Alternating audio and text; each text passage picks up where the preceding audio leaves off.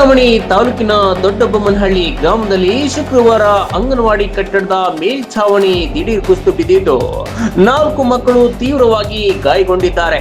ಗಾಯಗೊಂಡವರಲ್ಲಿ ಜೀವಿಕಾ ಹಾಗೂ ರಿತಿಕ್ಷಾ ಸೇರಿದಂತೆ 4 ಮಕ್ಕಳಿದ್ದು ಓರ್ವ ಮಗುವಿಗೆ ತೀವ್ರವಾಗಿ ಗಾಯವಾಗಿದೆ. ಗ್ರಾಮದ ಶಿಥಿಲಾವಸ್ಥೆಯಲ್ಲಿದ್ದ ಅಂಗನವಾಡಿ ಕೇಂದ್ರದಲ್ಲಿ ಶಿಕ್ಷಕಿ ಮಕ್ಕಳಿಗೆ ಪಾಠ ಮಾಡುತ್ತಿದ್ದ ವೇಳೆ ಈ ದುರಂತ ಘಟನೆ ಸಂಭವಿಸಿದೆ. ದಿಢೀರನೆ ಮೇಲ್ಛಾವಣಿಯ ಕಾಂಕ್ರೀಟ್ ಚೂರುಗಳು ಮಕ್ಕಳ ಮೇಲೆ ಬಿದ್ದ ಪರಿಣಾಮ 4ರ ತಲೆ ಹಾಗೂ ದೇಹಕ್ಕೆ ಬಲವಾದ ಪೆಟ್ಟು ಬಿದ್ದಿದೆ. ರಕ್ತಸ್ರಾವದಿಂದ ತೀವ್ರವಾಗಿ ಗಾಯಗೊಂಡ ಜೀವಿಕಾಳನ್ನು ಚಿಂತಾಮಣಿಯ ಪೀಪಲ್ ಶಸ್ತ್ರಚಿಕಿತ್ಸಾ ಆಸ್ಪತ್ರೆಗೆ ದಾಖಲಿಸಲಾಗಿದ್ದು, ಉಳಿದ ಮಕ್ಕಳನ್ನು ಕುರುಬೂರು ಪ್ರಾಥಮಿಕ ಆರೋಗ್ಯ ಕೇಂದ್ರ ಹಾಗೂ ಸರ್ಕಾರಿ ಆಸ್ಪತ್ರೆಗೆ ರವಾನಿಸಿ ತುರ್ತು ಚಿಕಿತ್ಸೆ ನೀಡಲಾಗುತ್ತಿದೆ.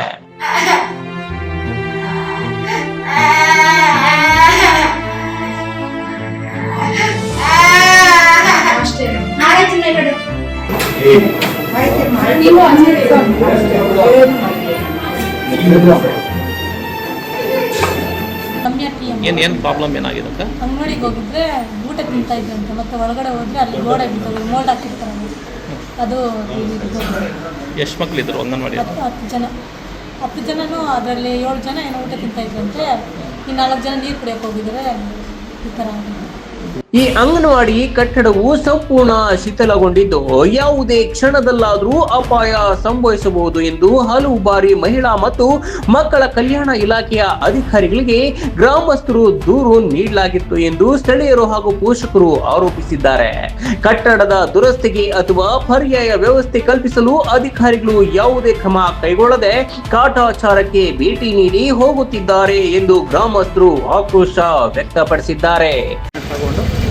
ಅಲ್ಲಿದ್ದಾರೆ ಹಾಸ್ಪಿಟಲಲ್ಲಿ. ನಾವು ಏನು ಮಾಡಬೇಕು ಅಂತ ಪ್ರತಿಯೊಂದು ನಮ್ಮೂರಲ್ಲಿ ಅಧಿಕಾರಿಗಳು ಬಂದು ನೋಡ್ಬೋದು. ಬೇಕಾದರೆ ಎಲ್ಲ ಕಳಪೆ ಕಾಮಗಾರಿ, ಏನು ಮಾಡಿದ್ರು ಕಳಪೆ.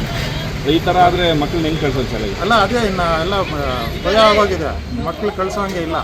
ಈಗ ಯಾವ ಸ್ಕೂಲ್ ಬಿಲ್ಡಿಂಗ್ಗಳು ಒಂದು 15-16 ವರ್ಷ 20 ವರ್ಷದಿಂದ ಈಚೆ ಕಟ್ಟಿರೋ ಬಿಲ್ಡಿಂಗ್ಗಳೆಲ್ಲ ಅವರೇ ಕಟ್ಟೋದು, ಅವರೇ ಹೊಡೆಯೋಕೆ, ಅವರೇ ಪರ್ಮಿಷನ್ ಅಂತಾರೆ, ಅವರೇ ಹೊಡೆದಾರೆ. ಈ ಅಧಿಕಾರಿಗಳೇನು ಇದು ಮಾಡ್ತಾರೋ ನಮಗಂತೂ ಗೊತ್ತಾಗ್ತದೆ. ಘಟನಾ ಸ್ಥಳಕ್ಕೆ ಜಿಲ್ಲಾ ಮಹಿಳಾ ಮತ್ತು ಮಕ್ಕಳ ಕಲ್ಯಾಣಾಧಿಕಾರಿ ವೆಂಕಟೇಶಪ್ಪ ಹಾಗೂ ಆಸ್ಪತ್ರೆಗೆ ಮಹಿಳಾ ಮತ್ತು ಮಕ್ಕಳ ಕಲ್ಯಾಣಾಧಿಕಾರಿ ಮಹೇಶ್ ಬಾಬು ಭೇಟಿ ನೀಡಿ ಪರಿಶೀಲನೆ ನಡೆಸಿದ್ದಾರೆ.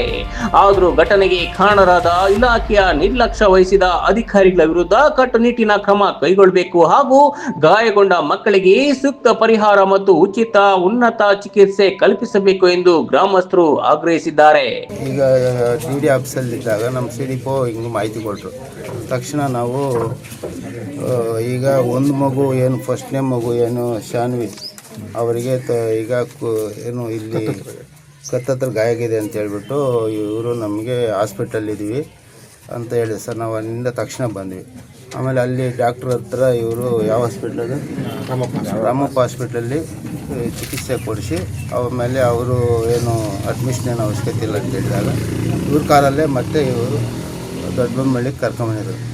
ಆವಾಗ ನಾನು ಅಲ್ಲಿಂದನೇ ಸೀದಾ ಇಲ್ಲಿಗೆ ಬಂದೆ ಸರ್. ಹೋಗಿ ಅವರು ಮಗುನ ನಾವು ನೋಡಿದ್ವಿ. ಈಗ ಮಗು ಏನು ಚೆನ್ನಾಗಿದೆ, ಅವ್ರ ಮನೆಯವರು ಅಷ್ಟೇ ಏನು ತೊಂದರೆ ಇಲ್ಲ, ದೇವ್ರ ದೊಡ್ಡವನು, ಏನು ತೊಂದರೆ ಆಗಿಲ್ಲ ಅಂತ ಹೇಳಿದರು. ಮಗು ಕತ್ತಿದ್ದು ಶಾನ್ವಿ 5 ವರ್ಷ, ಅವ್ರ ತಾಯಿ ಹೆಸರು ಇಮ್ರಾನ್ ಖಾನ್, ರಾಯಲ್ಸ್ ಕನ್ನಡ, ಚಿಂತಾಮಣಿ.